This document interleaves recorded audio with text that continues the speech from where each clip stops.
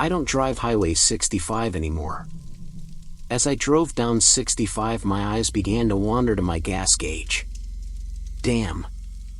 I mumbled to myself, getting low. I went on. I'm not usually the type to neglect my baby or sweet premium, but visiting my mother up north for possibly the last time had me a bit screwed up.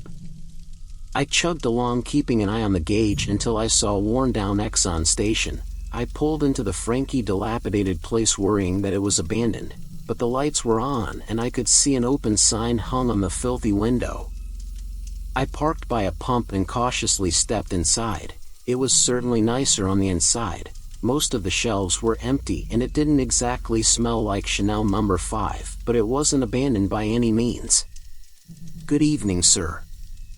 I nearly jumped out of my skin when I heard her voice, a woman standing next to the ladies' room, in a plain white knee-length dress, curly black hair down to her hips, and that stranger smile painted across her face. "Oh, hello ma'am," I started.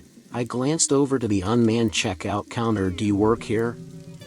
"I'm just waiting for my daughter," she responded quickly. Her tone was off, kind of like a sound bite played out of context. Do you know where the attendee is?" I asked. "No," she responded, sounding very distressed. The woman was freaking me out at this point, so I decided I could wait for the next gas station. "Okay. Have a good night." "Good evening, sir," I heard her respond as I speed-walked back to my car. I found another station not too far ahead and made it home safely that night, but it took days for the strange feeling that the station gave me to fully go away.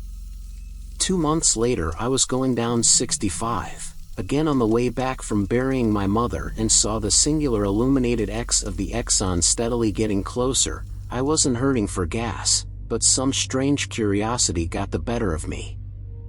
I pulled into the broken-down station and stepped out of my car. I couldn't believe my eyes as the little jingle bell announced my entrance. There she was, still standing in the same spot from 2 months ago. "Good evening, sir." Her delivery was a perfect copy of the last 2 times I had heard it. After stilling myself, I walked up to her as chills ran through my every nerve. "Ma'am, what are you still doing here?" "I'm just waiting for my daughter." Something about her demeanor was just so wrong. It was like she was staring through me. "Are you even talking to me?" "No."